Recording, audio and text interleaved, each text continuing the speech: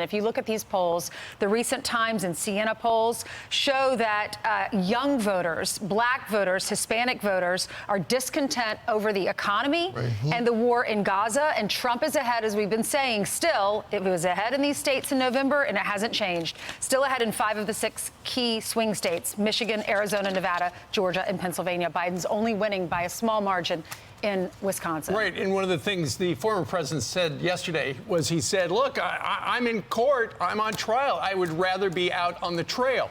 So later today, Joe Biden, Brian, just a couple of blocks from where you are, Joe Biden's going to go into the Rose Garden and he's going to give an address on the economy. And here's the thing. We have talked about this for months. When you look at the White House and their flashcards on how the economy is doing, they've got some numbers that look impressive. But the problem is people do not feel like things are going their way. Joe Biden ran on, hey, elect me president of the United States and I will return you to normal. Well, now we've seen 3.5 years of Joe Biden's normal, and people don't like the fact that when I went to the grocery store yesterday to buy a pot roast, it was 28 bucks. A $28 chuck roast. We don't like that. We don't like to see all those people streaming across the southern border. And that is one of the reasons why, and we were talking about it yesterday, in 5 of the 6 swing states that are really important, according to the New York Times poll, Joe Biden is losing to Donald Trump. And he won. Brian, he won all of those states, all 6 of those states in 2020.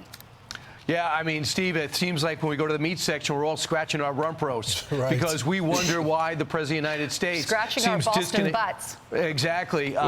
It seems like the President of the United States totally disconnect. I think this is a major speech. I know it's in the middle of the day on a Tuesday. Brian, what are you talking about? Here's what I'm saying. Everybody's been telling him to stop talking about Bidenomics. Everyone's been telling him to stop telling the American people things are better because of the numbers he has. You saw David Axelrod last week on Thursday said they spent $20 million last summer to sell us on the economy, and it was a total loser.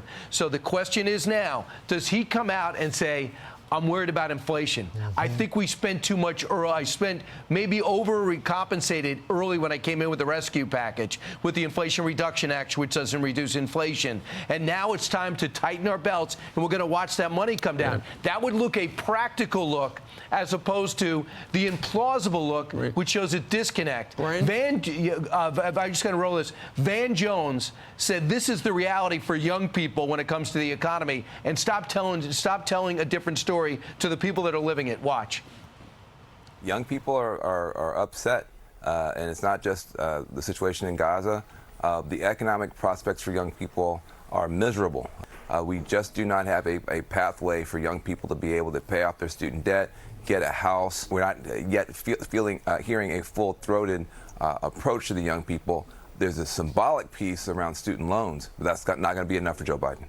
So then when you look at the polling there, 68% of those young people trust. I mean, look at this gap. Trust Donald Trump. Crazy. You know, we talk about every issue in the book. We talk about the border. We talk about crime. We talk about all these other issues.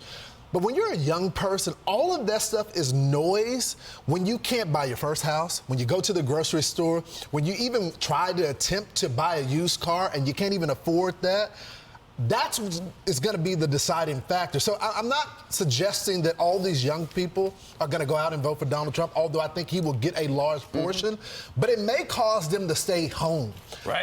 And Joe Biden needs talk about his coalition, when you talk about blacks, when you talk about Hispanics, and now young people saying they may not show up, that is catastrophic for the president. So, yes, the war in Gaza is part of it, but I think the big portion is they cannot survive. You're taking the American dream from these young people away. Well, and when you look, and Brian, I pardon the interruption earlier, I think it would be great if the White House actually admitted, hey, you know what, we thought inflation was transitory, it's bad, we're going to do something. But look, they got a bunch of geniuses in the data department there who are going, well, he's got a path, and they're going to double down on it. I bet he's going to talk about all the jobs and all the progress they have made. I wish they would talk more about inflation, but here's the thing, going back to the polls. When you look at Gallup poll, in the last 19 elections, the eventual winner was ahead by the month of June. So in other words, if Joe Biden is not ahead in June, according to the statistics, it's Donald Trump. Also, of the last 9 elected presidents, every incumbent above 50% has won. except for Barack Obama. He had 49%. And where is Joe Biden right now? His approval rating is 38. The White House is in trouble, and they know it. That would be a major jump. I'm Steve Ducey. I'm Brian Kilmeade. And I'm Ainsley Earhart. And click here to subscribe to the Fox News YouTube page to catch our hottest interviews and most compelling analysis.